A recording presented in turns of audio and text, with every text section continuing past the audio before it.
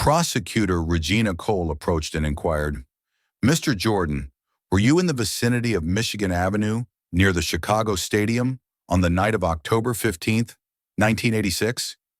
Michael jutted his chin. His voice emerged firm, sharp as a blade.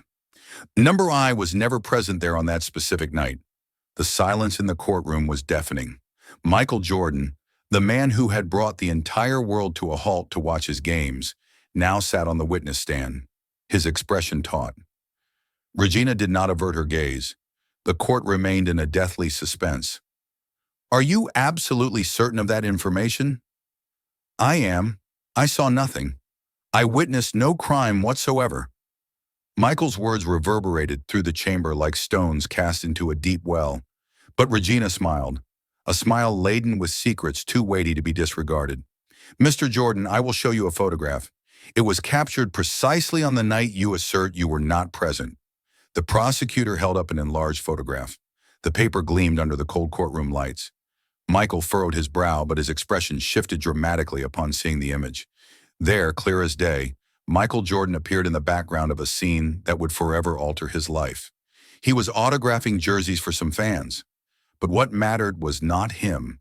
It was what was unfolding around him. In the foreground of the photograph, a white woman lay collapsed on the ground. Blood streamed from her head. Sirens flashed in the distance. And a young black man, merely 22 years old, was being handcuffed by two white police officers. Michael swallowed hard. His hands now visibly trembled. "This is Melissa Townsend. She was attacked that night. And this," Regina gestured towards the young man being apprehended, "is Daryl James. He was convicted of the crime and spent 39 years in prison." 39 years, Mr. Jordan." The courtroom erupted in murmurs. Michael stared intently at the photograph. Memories began to coalesce like a dense fog in his mind. I don't specifically recall that night." "You don't recall?" Regina's voice rose. "You were a burgeoning celebrity. You were signing autographs. How can you not remember a night when a woman was attacked right in front of you?" Michael took a deep breath. The air felt heavy, laden with a truth he had buried for nearly 4 decades. "I truly did not clearly witness what transpired. There was a great deal of commotion." Regina turned toward the defense table. A 40-year-old black woman rose to her feet. Her eyes were red-rimmed from crying, yet her posture exuded an indomitable strength. "This is Angela James, daughter of Daryl James." Angela stepped forward. Her voice emerged as a whisper that pierced the courtroom silence. "My father lost his entire life to a crime he never committed. And you were there. You witnessed everything." Michael looked at Angela and for a fleeting moment saw in her eyes the same anguish that had haunted his own community for generations. The anguish of being prejudged based on the color of one's skin. The suffering of being condemned even before having the chance to defend oneself. Regina turned to Michael with an unwavering expression. "Mr. Jordan, Angela uncovered something in her personal investigations. Something that could change everything." Angela placed a VHS tape on the table. The object appeared antiquated, almost incongruous in that modern courtroom. Yet everyone there knew that tape harbored secrets capable of dismantling established structures. "Chicago, 1986, Angela said, her voice now more resolute. "I acquired this at an auction through detectives I commissioned." Michael looked at the tape. His heart quickened. A peculiar sensation enveloped him, as if a door, locked for decades, was on the verge of swinging open. He couldn't tear his gaze from the VHS tape. Something within him whispered that his life was poised to change irrevocably. The courtroom's projection room was plunged into semi-darkness. Michael, Regina, Angela, and the lawyers were gathered around an antiquated television connected to a VCR that appeared to have been unearthed from a museum. Angela inserted the tape with trembling hands. The device emitted a mechanical whir before beginning to render the grainy footage. This recording was captured by an amateur videographer who was documenting Chicago's nightlife, Angela explained. He was oblivious to the fact that he was documenting a crime. The screen flickered to life. The shaky images depicted the streets of Chicago in 1986. 80s music played in the background. Vintage cars traversed the streets, illuminated by the yellow glow of streetlights. Then the camera panned toward an area near the gymnasium. Michael appeared on the screen, young, donning a Bulls tracksuit. He was surrounded by fans, signing jerseys and conversing casually. Michael observed his younger self with a blend of nostalgia and apprehension. He remembered that era, the nascent stages of his career, the immense pressure, the aspirations for greatness. "Oh, I was merely a boy endeavoring to forge a career," Michael muttered, more to himself than to those present. But Regina was preoccupied with other specifics of the footage. "Pay close attention to what unfolds next, Mr. Jordan." As Michael signed the shirts, the camera recorded an abrupt motion. A Caucasian male figure rapidly approached a woman who was walking alone. The visual fidelity was low, but it was discernible that the man snatched the woman's purse. The woman resisted. There was a brief yet violent altercation. She fell to the ground, striking her head against the curb. Michael felt his blood run cold. The memories surged back like an avalanche. "My God," he whispered. On screen, the assailant fled. Moments later, sirens began to wail. Red and blue lights permeated the scene. And then something occurred that caused Michael to bolt upright from his chair. Daryl James appeared on screen riding a bicycle. He halted at the sight of the collapsed woman and immediately dismounted his bicycle to help her. But it was precisely at that juncture that the officers arrived. "It wasn't him. You've apprehended the wrong person," a voice cried out from the footage. Michael instantly recognized the voice. It was his own voice, resounding across almost 4 decades. "Let him go. He didn't do anything." Michael's youthful voice continued to clamor from the tape. But the officers paid no heed, or feigned deafness. Daryl was instantly handcuffed. His entreaties of innocence were disregarded. The trembling camera caught the precise moment when Daryl, already in handcuffs, looked directly at Michael. His eyes were brimming with desperation and a mute appeal. "Help me." Daryl's lips moved on screen, though his voice was barely audible amidst the ambient din. Michael recalled it now. He remembered Daryl's gaze. He remembered the feeling of helplessness. He remembered having shouted the truth, but his voice having been stifled by the surrounding pandemonium. "Why did you never disclose this?" Regina asked, her voice imbued with accusation. Michael ran his hands over his face. The weight of nearly 4 decades of silence bore down on his shoulders like a mountain. "I was afraid. I was young, scared. No one formally questioned me. And when I attempted to speak—" "When you attempted to speak, what then?" Angela drew nearer, her eyes gleaming with a mixture of anger and hope. "They claimed I was disoriented, that I might be disoriented and had gotten things wrong. They advised me to concentrate on my career and allow the police to handle their duties." Regina jotted something down in her notepad and inquired in a resolute tone, "Who told you that?" "The officers who were first on the scene. They claimed they already had the perpetrator and that my statement would not be required." Angela clenched her fists. "Meanwhile, my father languished in prison for a crime he never committed." Michael looked at Angela, recognizing in her the same fierce resolve he had himself experienced during the most challenging junctures of his career. But this time, it wasn't about basketball. It was about justice.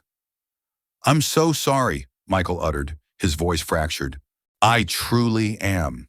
The tape continued to spool, revealing the final moments before the officers led Daryl away. But something else piqued Regina's attention. "Stop the tape right there," she instructed. Angela paused the playback at a particular frame. In the frozen image, the true assailant could be clearly seen fleeing in the background, while Daryl was being apprehended. "Can you discern his face?" Regina inquired. Michael leaned closer to the screen. The image was blurred, yet there was something familiar about that figure. "I can't be certain," Michael replied, "but there's something familiar about him." Regina turned to Angela. "Have you investigated the identity of this man?" "I have, but without official resources, it was nearly impossible. Until now. Furthermore, given that 39 years have elapsed, locating the individual is exceedingly challenging," Angela responded. Michael looked at the two women and experienced a sensation he hadn't known in a long time, the gravitas of moral responsibility. He stated, "What do you require of me? How may I be of assistance?" "Justice," Angela stated simply. My father requires justice before he passes. Pass? Indeed pass. He is gravely ill, Mr. Jordan. The years of incarceration have been exceptionally harsh on him. Michael closed his eyes. When he reopened them, a renewed resolve gleamed in his gaze. What must I do? The room remained silent for several protracted seconds after Michael posed his question. Angela exchanged a meaningful glance with Regina before responding. Firstly, we require you to view the entire tape, Angela stated. There is more you need to witness. Michael assented, mentally steeling himself for what was to ensue. Angela resumed the playback of the VHS tape. The footage continued to display the chaotic crime scene. Sirens blared incessantly. People crowded around to witness what was unfolding. Yet the amateur videographer's camera kept rolling, capturing details that had gone unnoticed at the time. Pay close attention to this moment. Regina gestured towards the screen. On the recording, as Daryl was being escorted into the patrol car, the camera caught a conversation between two officers. The audio quality was poor, yet with careful attention, one could discern fragments of their dialogue. It doesn't matter if it was him or not.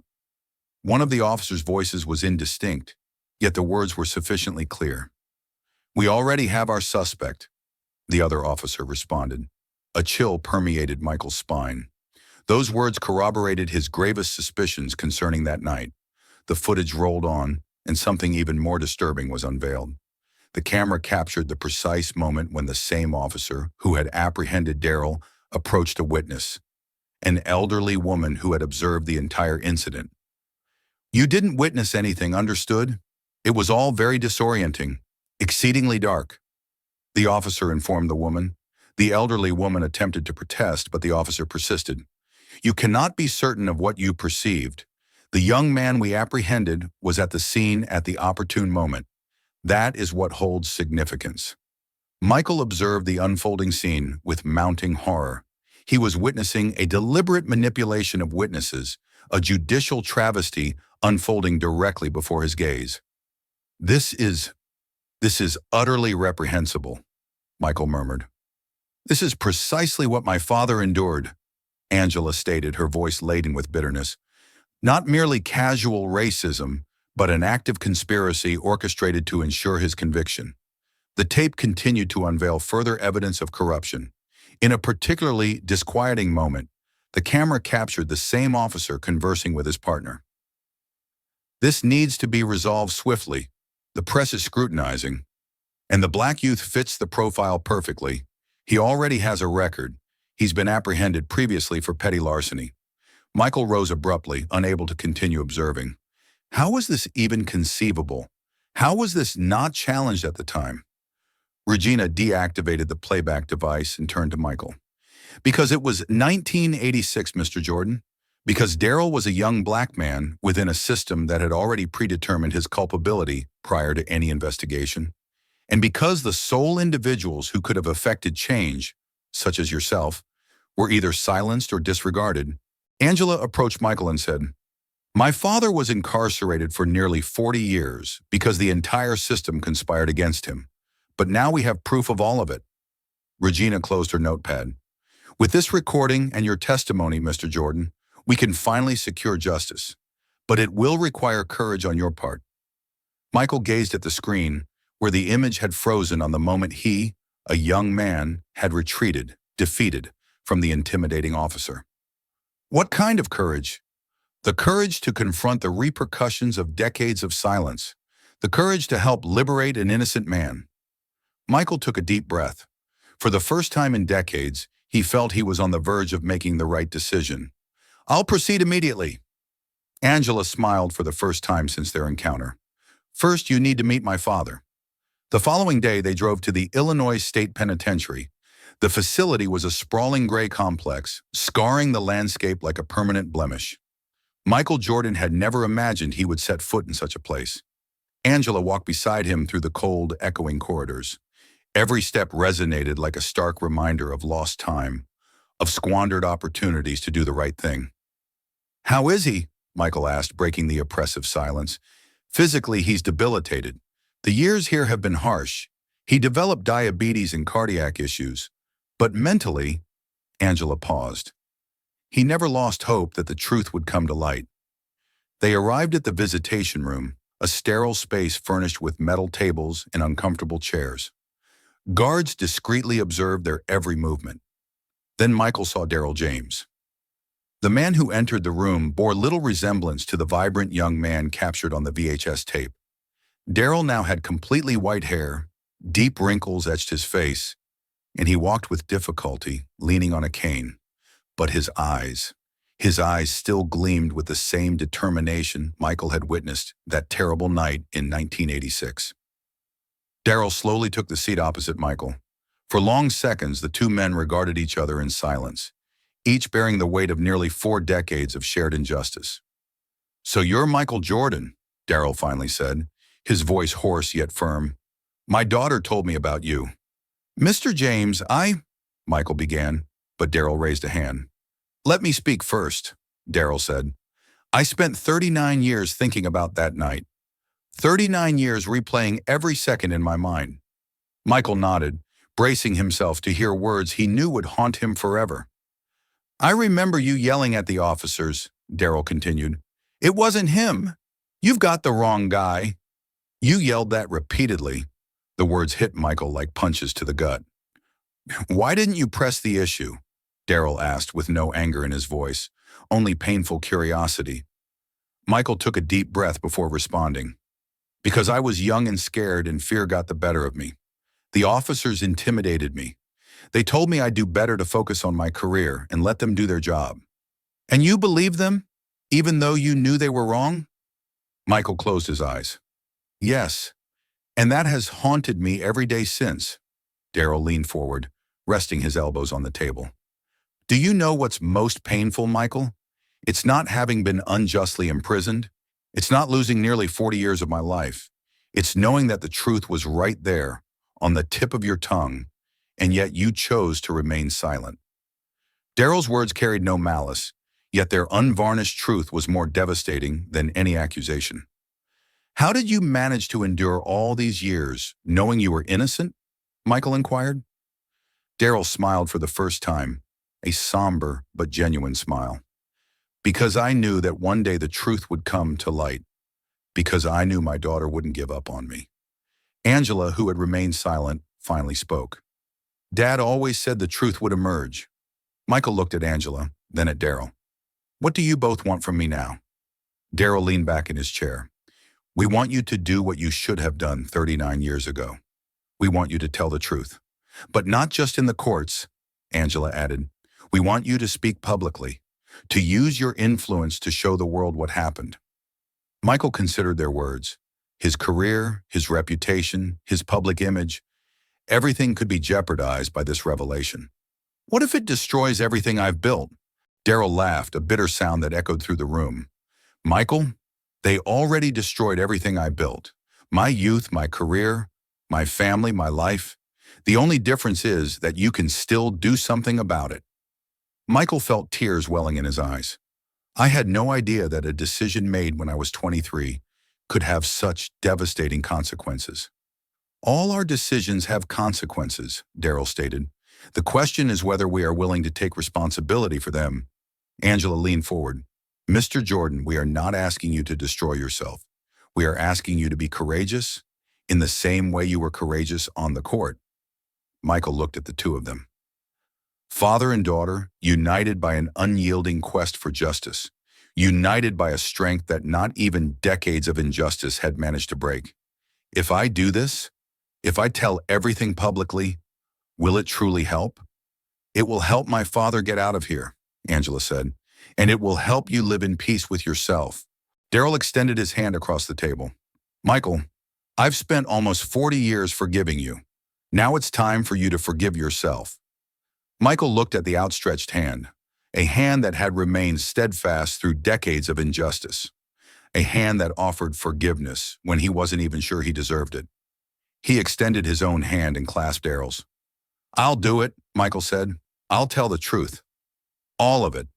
Daryl smiled, and for the first time in nearly 40 years, he appeared genuinely hopeful. "Then we will finally achieve justice." Hours later, the CNN studio was enveloped in a palpable tension. Bright lights focused on the chair where Michael Jordan sat, his posture erect, but his hands discreetly clasped over his knees.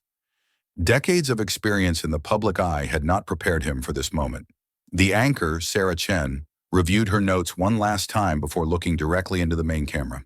Good evening. This is a special CNN broadcast.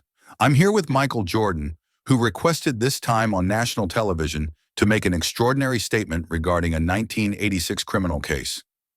Michael took a deep breath. Through the studio glass, he could see Angela watching, her eyes filled with hope and apprehension. Mr. Jordan, Sarah began, you are here to discuss the Daryl James case. Could you explain your connection to this story? Michael looked directly into the camera. He knew millions of people were watching. He knew his next words would change everything. Sarah, 39 years ago, I made the greatest mistake of my life. It wasn't on a basketball court. It was on a Chicago street when I chose to remain silent about an injustice I witnessed. The studio fell completely silent. In October 1986, I witnessed an innocent man being arrested for a crime he did not commit. I saw the true culprit flee, and when I attempted to tell the police the truth, I was intimidated and dissuaded from speaking. Sarah leaned forward, clearly absorbed by the revelation. Are you saying that Daryl James is innocent? I'm saying more than that, Michael responded, his voice gaining strength. I'm saying that I saw Melissa Townsend being attacked by another man. I saw that man flee, and I saw Daryl James arrive afterward by bicycle, attempting to assist the victim. Michael paused, letting the weight of his words settle. Daryl James spent 39 years in prison for a crime he not only did not commit, but which he attempted to help resolve. And I remained silent. Why are you speaking now? Michael looked back at the camera, knowing his words would reach people across the nation. Because conscience has no expiration date. Because justice cannot be deferred any longer. And because there's someone out there who knows the truth about what truly happened that night. He leaned forward, his intensity mounting. If you were there, if you witnessed what transpired, if you were the one who assaulted Melissa Townsend, it's time to speak up. An innocent man has been paying for your crime for nearly 40 years. Michael paused dramatically. I was afraid to speak up then. I was 23, just starting my career, and I allowed myself to be intimidated, but fear cannot continue to silence the truth. Sarah watched Michael with growing admiration. Do you understand that this statement could have significant legal ramifications? That it could impact your reputation? Michael smiled, but it was a smile laden with pain. Sarah, my reputation has already been compromised. It was compromised the moment I chose to remain silent in the face of injustice. Everything I've built in my career loses its meaning if I cannot leverage my influence to rectify such a grave error. What would you like to say to Daryl James? Michael looked directly into the camera, as if he could see through it to the prison cell where Daryl was watching. Daryl, I ask for your forgiveness. I know words cannot restore the years you've lost. They cannot bring back the moments with your family, the dreams that were stolen from you, but I promise I will not cease until justice is served. His subsequent words were directed straight to the public, and to those watching, especially the people in my community. We learn from an early age not to trust the system.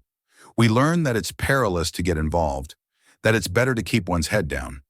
But silence is also a choice, and sometimes it's the wrong choice. Michael rose from his chair, a movement that caught both Sarah and the production crew by surprise. I cannot undo the past, but I can use my voice now. Daryl James is innocent. The true culprit is still at large. And if anyone out there has information, any information at all about that night, please speak up. He looked at the camera one last time. The truth may take time to surface, but it always does. Sarah attempted to pose further questions, but Michael was already heading for the studio exit. His words had resonated throughout the nation, creating ripples that would soon swell into a tsunami of consequences. On the other side of the glass, Angela wept. Not from sorrow, but from something she hadn't felt in a long time. Hope. In a distant city, a 60-year-old man named Leonard Price watched television in his modest apartment. When Michael finished speaking, Leonard began to cough violently. Drops of blood stained the handkerchief he brought to his mouth. He looked at an old photograph on his bedside table. The picture showed a smiling woman, Melissa Townsend. Leonard picked up the phone with trembling hands. His words emerged as a hoarse whisper. "Hello? Chicago police? I need to talk about the Daryl James case." As Leonard revealed the truth to the Chicago police, Regina Cole was driving through the suburban streets of Chicago, following a lead that had unexpectedly surfaced. The file she carried on the passenger seat weighed more than it ought to have. Documents that had been misplaced for 39 years, resurfacing only when public pressure became unbearable. Regina had spent the early hours of the morning poring over these papers, uncovering glaring inconsistencies, contradictory reports, evidence that had simply vanished from the files. And at the heart of it all, a name that appeared repeatedly, Paul Lancaster. As she drove, Regina pondered what she had uncovered. Michael Jordan's testimony had been merely the beginning. The real bombshell lay within the files that the department, spurred by national outcry, had finally decided to review. 39 years of meticulously constructed lies were beginning to unravel. Regina finally located the address. Meadowbrook Geriatric Center, a modest red brick building encircled by well-maintained gardens that attempted to mask the grim reality it housed. She pulled into the parking lot and gazed at the building. Somewhere inside was a man who knew the truth about Daryl James, a man who had spent decades evading this moment. The entrance hall smelled of disinfectant and wilting flowers.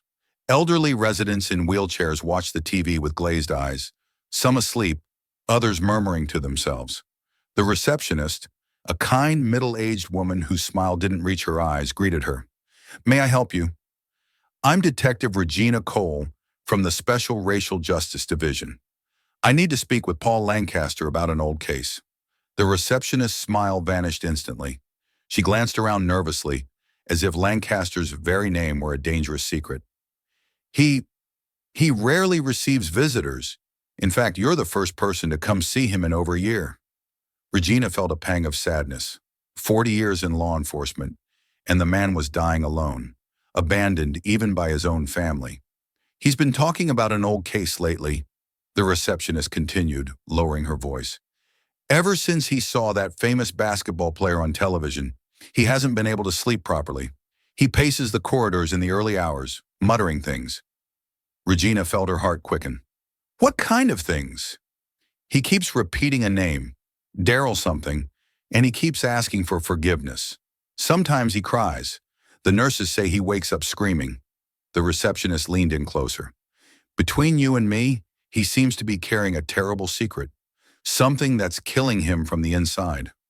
Regina was led through silent corridors where the only sound was the echo of her footsteps and the distant murmur of televisions. The scent of medication and quiet despair permeated the air. They stopped in front of room 247. The receptionist knocked gently on the door. "Mr. Lancaster, there's a detective here to see you." There was a long silence, then a faint voice. "I knew you'd come." Regina opened the door and stepped into a small but clean room. Large windows let in sunlight, but even so, the atmosphere seemed grim. Paul Lancaster was seated in a wheelchair by the window, gazing at the garden with eyes that seemed to see far beyond the landscape. His hands trembled constantly on the blanket covering his legs. At 72 years old, Lancaster appeared to have aged far beyond his chronological age. Hair completely white, translucent skin, shoulders stooped by the invisible weight he carried. There was a spectral quality to his appearance, as if he were already half dead. "Mr. Lancaster?" Regina said softly. He turned slowly, as if the movement cost him immense effort. When his eyes met hers, Regina saw something that surprised her. Relief. "You've come about the boy," he said, his voice faint but clear. "I've come about Daryl James, yes." Lancaster closed his eyes and slowly shook his head, as if carrying the weight of the world. "I knew this day would come. I've borne this for so long. Sometimes I forget what it's like to breathe without this weight on my chest." Regina sat in the chair beside him, pulling a voice recorder from her pocket. "Mr. Lancaster, I need you to tell me what truly happened that October night in 1986. Lancaster opened his eyes and looked directly at her. For a moment she saw the man he had been decades ago. determined, self-assured, accustomed to power. "You want the truth?" he asked. "The unvarnished truth, not the sanitized version in the archives?" "That's precisely what I want." Lancaster took a deep breath, like a man on the verge of confessing a mortal sin. "We knew he was innocent. From the very first moment, we knew." The words dropped into the room like silent bombs. Regina felt the world spin for a moment. "How did you know?" "Because when we arrived at the crime scene, there were actual witnesses. An elderly woman, Dorothy Hartman, who lived in the apartment above the pharmacy. She had seen everything from her window." Lancaster turned to look out the window, as if reliving that night. "She told us the true assailant was a white man, slender, addicted to drugs by the way he moved. She said he had fled when he heard the sirens, that the black kid on the bike only arrived afterward, trying to help the victim." Regina jotted notes quickly, her mind processing the implications. "And were there other witnesses?" "Yes, Michael Jordan was there, of course. He also said the kid was innocent, that he had arrived after the crime. But there were others. A janitor from the gymnasium, some people leaving the game." Lancaster chuckled bitterly. "Everyone saying the same thing, that Daryl James had done nothing wrong. So why did we arrest him anyway?" Lancaster finished the question for her. "Because that's what we were told to do." Regina felt anger welling in her chest, but kept her voice calm and professional. "Who told you that?" "My sergeant, Jim Morrison. He pulled me aside while I was talking to the witnesses. He said they were confused, that it was too dark to be certain of what they'd seen. He said it would be better if we didn't complicate things." Lancaster began to tremble more intensely. "But I knew he was lying." "We all knew. The area was well lit. The witnesses were close by, their stories perfectly aligned." "And yet you disregarded their testimony?" "Disregarded?" Lancaster chuckled, a sound laden with self-reproach. "We didn't disregard it. We suppressed it. Deliberately." Regina felt her stomach churn. "How?" "Morrison said there was pressure from above. The crime had occurred in an upscale neighborhood, near the arena frequented by celebrities. Michael Jordan was there. The press was already covering it. The brass wanted a quick suspect and a clean resolution." Lancaster turned to her, his eyes brimming with a pain that seemed physical. "And Daryl James was perfect for it. Young, black, he'd previously been detained for petty theft. He was in the wrong place at the wrong time. He didn't have a solid alibi. And most importantly, no one of consequence would care about him." "Jesus Christ," Regina murmured, her professional facade finally crumbling. "It wasn't just negligence, Detective. It was an outright conspiracy. We knew he was innocent, and we arrested him anyway." Regina took a deep breath, attempting to process what she was hearing. "Was there more evidence you suppressed?" Lancaster turned to a drawer beside his bed. With difficulty, he opened it and retrieved an envelope yellowed by time. "I kept this for all these years. I never knew why. Perhaps I always knew that one day I would need to confess." He handed the envelope to Regina with trembling hands. Inside was a handwritten letter, clearly penned years ago, and some photographs. "I wrote this in 2003, Lancaster explained. "It was the 15th anniversary of the crime. My conscience gave me no peace. I had woken from a nightmare where Daryl James was looking at me through prison bars, asking why I had destroyed his life." Regina read the letter swiftly. It was a comprehensive confession, detailing not only how the evidence had been manipulated, but also naming other officers implicated in the conspiracy. "Why didn't you disclose this sooner?" Lancaster began to weep, silent tears streaming down his wrinkled cheeks. "Because I was a coward. Because I had a family, a career, a reputation. Because I convinced myself that Daryl was guilty of something, even if it wasn't this specific crime." His voice broke. "But he wasn't guilty of anything, was he? He was just a young man trying to build a better life for himself. And we destroyed him." Regina carefully put away the letter. "Mr. Lancaster, would you be willing to record a video deposition so that your confession can be formalized?" "That's why I'm here," he said, his voice gaining a strength it hadn't possessed moments before. "To finally do the right thing." Regina retrieved her camera and set up the equipment. Over the next 2 hours, Paul Lancaster confessed everything. He meticulously detailed every aspect of the conspiracy, how witnesses had been intimidated, how evidence had been suppressed, how reports had been fabricated, how a network of corruption that extended to the highest echelons of the department had decided that Daryl James would be the perfect scapegoat. When he finished, Lancaster looked as though he had aged another 10 years. When Regina was stowing the equipment, Lancaster called out to her one last time, "Detective Cole?" "Yes. Tell the boy, tell Daryl that I beg his forgiveness. I know it means nothing coming from me, but I'm so sorry. I'm sorry for being a coward. I'm sorry for having shattered his life." His voice completely gave way. He could have had a family, been happy. He could have contributed to society, and we deprived him of all that for our own expediency. Regina nodded, her own eyes welling up with tears. "I will tell him. And tell him also, tell him I hope he finds peace, that I hope his remaining years are filled with happiness. He deserves that." Regina left the geriatric center with trembling hands. In her possession, she held evidence that would not only exonerate Daryl James, but also expose one of the most devastating police conspiracies in Chicago's history. That night, she appeared on national news. The entire country watched as she broadcast Lancaster's confession, his words reverberating through millions of households. Public indignation was swift and overwhelming.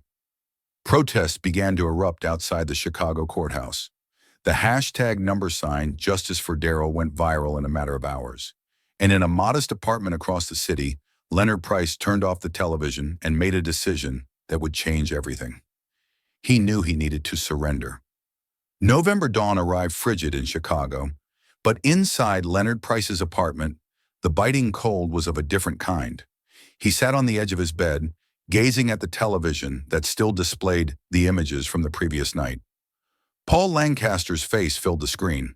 The ailing former police officer, hooked up to oxygen tubes, spoke with a faint yet resolute voice. "I lied. I fabricated evidence. I let an innocent man languish in prison because it was easier than finding the true culprit." Leonard felt a constriction in his chest that had nothing to do with the cancer ravaging his lungs. The camera cut to Michael Jordan, his eyes brimming with a pain Leonard recognized. It was the pain of carrying a secret that gnawed at his soul. "If you know what happened that night, if it was you, speak up.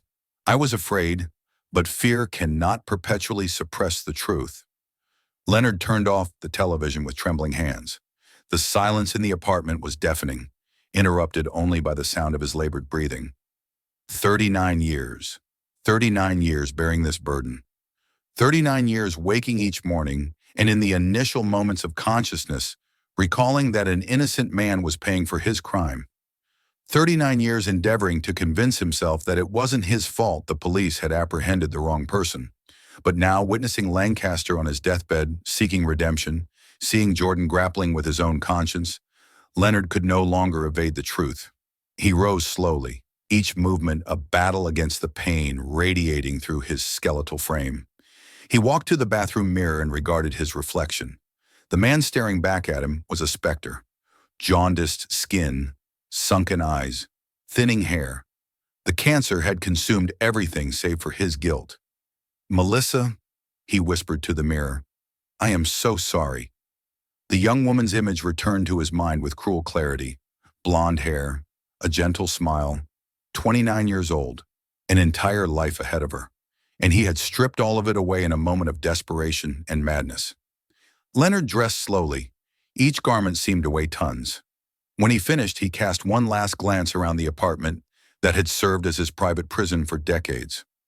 On the walls hung photographs of his family, his ex-wife, who had passed away without ever knowing the truth, his children, who had distanced themselves when he succumbed to drugs, grandchildren he barely knew. All these individuals he had shielded from his truth. But what price had they paid?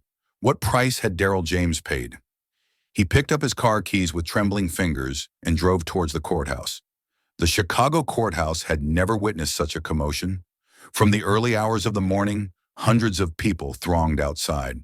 Posters demanding justice fluttered in the chilly November air like battle flags. "Freedom for Daryl. 39 years of injustice. Truth has no color." Television cameras from across the nation were strategically positioned, creating a labyrinth of cables and equipment. Reporters rehearsed their lines, each striving to find the perfect angle for the story that had captured national attention. Inside the courtroom, the tension was almost palpable. The air was thick with anticipation, fear, and hope, mingled in a volatile combination. Michael Jordan sat in the front row beside Angela James. He had arrived early, wearing sunglasses that could not entirely conceal the bloodshot eyes from a sleepless night. Angela clutched a damp handkerchief tightly, her fingers trembling slightly. She had waited her entire life for this moment, the chance to clear her father's name. The chance to prove her faith had never been in vain. Darrell James occupied the defense table, finally released on bail after 4 decades. His frail appearance contrasted sharply with the magnitude of the moment. His hair was completely white, his hands etched by time, his shoulders bowed by the weight of years of injustice. But his eyes gleamed with something that had been all but extinguished. Hope. Regina Cole was organizing her documents when a court officer approached her.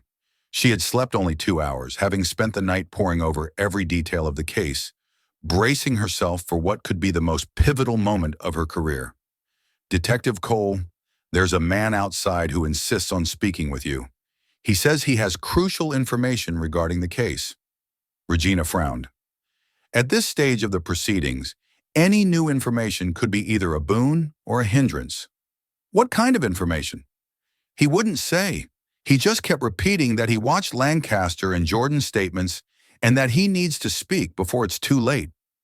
Regina felt a familiar prickle, the detective's intuition she had developed over the years. Something was on the verge of unfolding. She stepped out of the room and found a man waiting in the hallway. What she saw made her stop in her tracks. He was the living embodiment of death walking among the living. Around 60 years old, yet he appeared 80. Emaciated, his skin had a sickly pallor, characteristic only of terminal illness. A persistent cough caused him to double over every few minutes, as if his own body were trying to expel something toxic from within. But it was his eyes that truly drew Regina's attention. Eyes of someone who bore a secret too immense for a single soul. "Are you Detective Cole?" he asked, his voice hoarse and weak, each word an evident struggle. "I am. You said you have information regarding the Darrell James case?" The man glanced about nervously, as if he expected someone to intercept him. His hands trembled slightly, and Regina noticed he was perspiring despite the chill of the hallway. "My name is Leonard Price, and I need to speak about the night Melissa Townsend was attacked." Regina felt her heart quicken.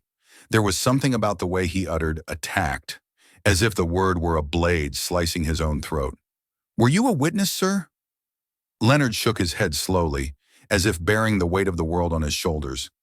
"I wasn't a witness, Detective. I was the culprit." The corridor seemed to spin around Regina. For a moment she questioned if she had heard correctly. 40 years investigating crimes, and yet moments like this still managed to knock her off her feet.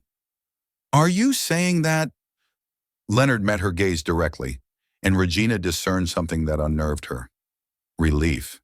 As if he were finally unburdening himself of a weight he had carried for decades. "I'm saying I took Melissa Townsend's life, and that Darrell James spent 39 years paying for my crime." Regina swiftly escorted Leonard to a private room, her mind racing furiously. She had dealt with murder confessions before, but never one that arrived 4 decades after the crime. "Mr. Price, do you comprehend the gravity of what you are telling me?" Leonard sank heavily into a chair, as if the burden of decades of secrecy was finally being released. He closed his eyes for a moment, and Regina saw tears trace paths down his weathered face. "I understand perfectly, and I also understand that I am dying." "Dying?" Leonard lifted his shirt with trembling hands, revealing a skeletal frame ravaged by cancer. Regina had witnessed much in her career, but the sight of that man being consumed from within made her swallow hard. "Lung cancer, terminal stage. The doctors have given me a few weeks, perhaps a few months if I'm fortunate." Regina settled opposite him, withdrawing a voice recorder from her pocket. "Why are you confessing now? Why after all these years?" Leonard coughed violently, his cough echoing off the walls of the small room. When he regained his breath, His eyes were bloodshot, but his voice was steadier. Because I saw Michael Jordan on television last night. I saw the pain in his eyes when he spoke about remaining silent. I saw Daryl's daughter weeping, pleading for justice.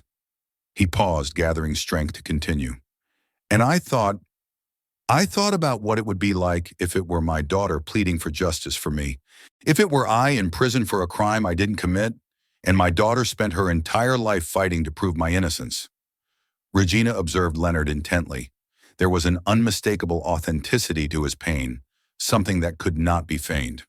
And because I witnessed Officer Lancaster's confession, I saw a man on his deathbed striving to reconcile with his conscience, and I realized I had been afforded the same opportunity. Recount what transpired that night. Leonard closed his eyes as though reliving every agonizing detail. When he began to speak, his voice was a whisper laden with decades of culpability. It was October of 1986. I was 22 years old and utterly consumed by drug addiction, primarily crack cocaine. I'd lost my job. My family had effectively disowned me. I was living on the streets, resorting to anything for a hit. His voice quavered. That night, I was desperate. It had been 2 days since I'd last used, and my body was screaming for a fix. I spotted that woman walking alone down the alleyway adjacent to the gymnasium and figured it would be simple to snatch her purse.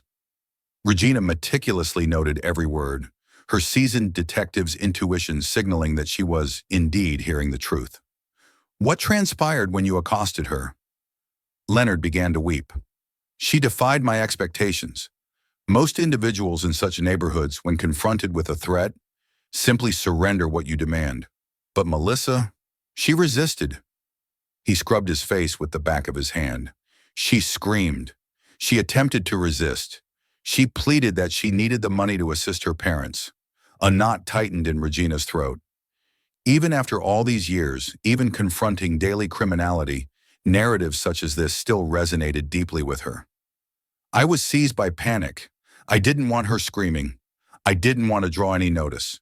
I shoved her, merely attempting to silence her, but she stumbled and toppled backward. Leonard's voice utterly gave way. I heard a horrific sound when her head struck the curb, like a melon hitting the pavement. And then she simply ceased to move. What did you do subsequently? I snatched the bag and fled. I didn't so much as glance back. I made no attempt to ascertain if she was alive. I simply bolted like a craven. Leonard met Regina's gaze directly.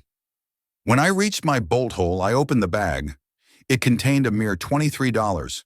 $23, and a photograph of 2 elderly individuals. He buried his head in his hands. I took a woman's life for $23. Regina permitted him to weep for a few moments before pressing on. And subsequently, how did you come to learn of Daryl's arrest? The next day, I was queuing at a substance abuse treatment center when I read in the newspapers that a young black man had been apprehended for the crime. And I felt relieved. Leonard's stark candor was simultaneously striking and disquieting. For 39 years, I lived with the knowledge that an innocent man was paying for my crime. For 39 years, I tried to convince myself it wasn't my responsibility, that he was probably guilty of something else, that the system knew what it was doing. But did you never attempt to surrender? Leonard let out a bitter chuckle. I attempted it on several occasions, especially in the early years, when I still had some semblance of a conscience. I would walk to the precinct, lingering outside for hours. On one occasion, I even entered and approached the service counter. What deterred you? Fear, unadulterated egoism.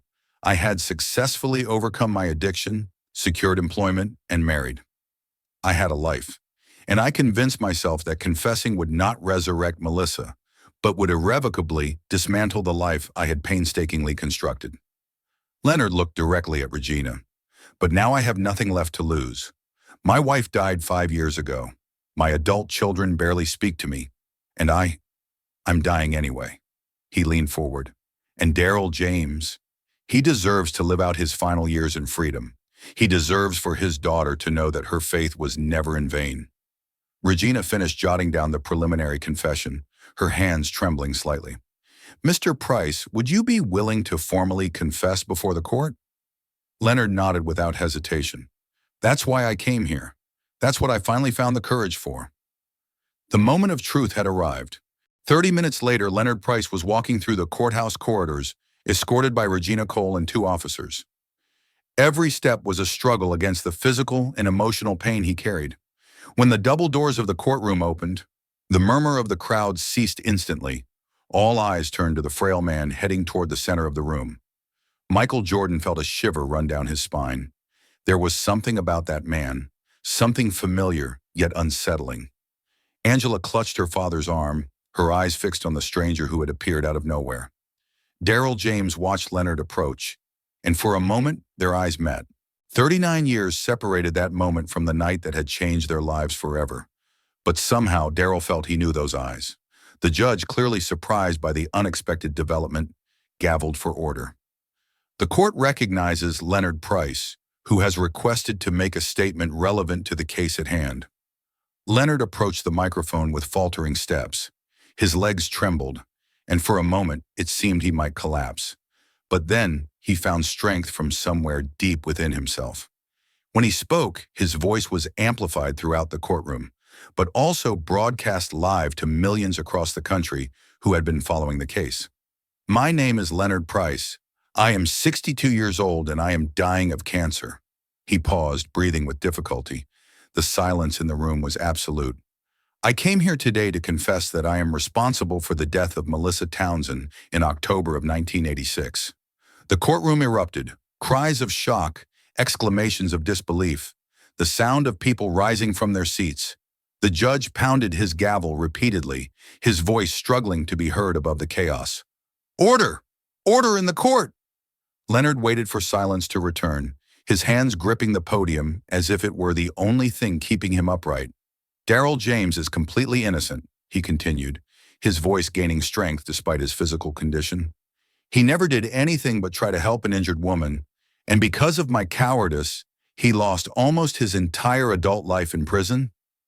Angela James began to weep, but this time they were tears of relief and vindication. 39 years of struggle, 39 years of believing when everyone told her she was wasting her time, and now finally validation. Michael Jordan placed a hand on her shoulder, his own eyes welling up. He looked at Leonard and saw something he recognized, the courage that only comes when you have nothing left to lose. I was addicted to drugs, Leonard continued, each word costing a visible effort. I needed money for my next fix and tried to steal Melissa's purse. When she resisted, when she fought for her life, I pushed her. She fell and hit her head on the curb. His voice broke. It was an accident, but it was still my fault. And when I saw that another man had been arrested for the crime, I was relieved. I let him pay for what I had done. Leonard turned to look directly at Darrell. Mr. James, I know my words cannot return the years you lost. They cannot bring back the moments with your family, the dreams that were stolen, the decades of your life that were squandered by my cowardice. Tears streamed freely down his face. But I pray that knowing the truth can bring some peace to you and your daughter, and that perhaps somehow my confession can honor the memory of Melissa Townsend, who deserved so much more than what happened to her that night. After Leonard's confession, what happened next was something no one in that courtroom would ever forget. Darrell James rose slowly from the defense table. The entire courtroom fell silent as he walked toward where Leonard stood. His steps were measured, deliberate, carrying the weight of 4 decades of injustice. For a moment, the two men looked at each other, the man who had committed the crime and the man who had paid for it. Victim and perpetrator, united by a tragedy that had shaped both their lives. Leonard was trembling, anticipating rage, expecting hatred, awaiting the righteous outburst of a man who had lost 4 decades of his life. But then, to the absolute astonishment of everyone in the courtroom, Darrell extended his hand. "Thank you," he said, his voice steady yet laden with emotion. "Thank you for finally telling the truth." Leonard gazed at the outstretched hand with incredulity. His own hands were shaking so violently he could barely lift them. I don't deserve your forgiveness," he whispered. Darrell shook his head. "It's not about what you deserve. It's about what I need to do to move forward. I've harbored anger for 39 years. I cannot bear hatred for the few years I have left." Leonard clasped Daryl's hand, and both men wept. It was a moment of forgiveness that transcended anything words could express. Angela rushed from the gallery and embraced her father, her tears soaking his shoulder. "Daddy, the whole world knows now. The whole world knows you're innocent." Michael Jordan approached, removing his sunglasses for the first time that day. For the first time in nearly 40 years, he looked Daryl in the eyes, unburdened by culpability. "Thank you," Daryl said to Michael, "for finally finding your voice." Michael shook his head, his own voice thick with emotion. "Thank you for giving me the chance to use it." The judge, visibly moved by what he had witnessed, dabbed his eyes before speaking. "In over 30 years presiding over this court, I have never observed a moment such as this. Justice, though belated, has finally prevailed." He rapped his gavel. "Based on Mr. Leonard Price's voluntary confession and the evidence presented by Detective Regina Cole, all charges against Daryl James are formally withdrawn. His conviction is vacated. You are free, Mr. James, and the state of Illinois extends its most sincere apologies for the 39 years of injustice you have endured." The courtroom erupted in applause that persisted for several minutes. People cried, embraced strangers, shouted in jubilation. It was as if the entire pent-up tension of nearly half a century was being simultaneously unleashed. Leonard Price was formally taken into custody, although his medical condition indicated he would likely spend his remaining days in a correctional medical facility. 3 months had elapsed since Leonard Price's confession. Chicago's winter had given way to a hesitant spring, as if the city itself were undergoing a rebirth alongside the justice that had finally been dispensed. Michael Jordan stood on the same basketball court where he had played in 1986. The gymnasium was empty now, echoing only with the sound of his footsteps and the memories of a more innocent time in his life. He dribbled an imaginary ball, reliving movements that had made him a legend. But today his thoughts were not on the victories he had garnered on the courts. They were on Daryl James's lost years and the redemption they had both found. "I thought I'd find you here." Michael turned. Angela stood at the entrance to the gymnasium, smiling. She looked different now, lighter, as if an invisible burden had been lifted from her shoulders. "How is your father?" Michael asked. "Better. Physically, he's still recovering from the years of incarceration, but mentally, for the first time in his life, I see him truly at peace." Angela approached. "He's receiving appropriate medical care, and the state of Illinois has approved substantial compensation for the years of unjust incarceration. That's the least they could do. He wants to get to know you better, you know, not as the man who testified against him, but simply as Michael, as a friend." Michael smiled. "I'd like that too." They stood in silence for a few moments, each lost in their own thoughts. "And Leonard Price?" Michael asked finally. Angela sighed. "He passed away last week. In the hospital, his family said his final days were the most peaceful he'd had in decades." Michael nodded. There was something poetic in the idea that Leonard had found peace only when he finally confessed the truth. "And Paul Lancaster?" "He died 2 weeks after recording the confession. His son told me he spent his final days speaking with a priest, trying to make peace with everything he had done in his life." Michael kicked at an imaginary pebble. "It's strange how we all carry our secrets until they become too heavy to bear." "What will you do now?" Angela asked. Michael considered the question. "I will continue to speak out. About this case, about racial justice, about the importance of using our voice when we witness injustices. I will use my platform to ensure that stories like your father's are not forgotten." "And personally?" Michael smiled, a genuine smile that hadn't graced his face in years. "Personally, I'm going to learn to live without bearing the weight of guilt. I'm going to learn that doing the right thing, even belatedly, is still doing the right thing." Angela approached and embraced Michael. It was an embrace of forgiveness, of gratitude, and of a friendship that had emerged from the ashes of an old tragedy. "Thank you," she whispered, "for finally giving us our lives back." When Angela left, Michael was left alone in the gymnasium once more. He looked at the empty bleachers, envisioning all the times he had played there, all the victories he had celebrated, all the moments of glory he had experienced. None of them compared to what he felt now. His phone rang. It was Regina Cole. "Michael, I have news. The Chicago Police Department announced the establishment of a new division to review old cases with potential racial bias. They're calling it the Daryl James Division." Michael smiled. "That's perfect. And there's something else. Several other similar cases are being reopened. Your courage to speak out has inspired others to come forward. Witnesses who had been silenced, evidence that had been suppressed, everything is coming to light." Michael closed his eyes, feeling a wave of satisfaction he had never experienced, not even in his greatest athletic victories. "Regina, can I ask you a question?" "Of course. What motivated you to reopen this particular case?" Regina chuckled from the other end of the line. "Because I believe justice has no expiration date, and because sometimes the most improbable individuals can be the heroes we need." After hanging up, Michael walked to the center of the court. He looked up at the lights that had illuminated so many of his games and made a silent vow.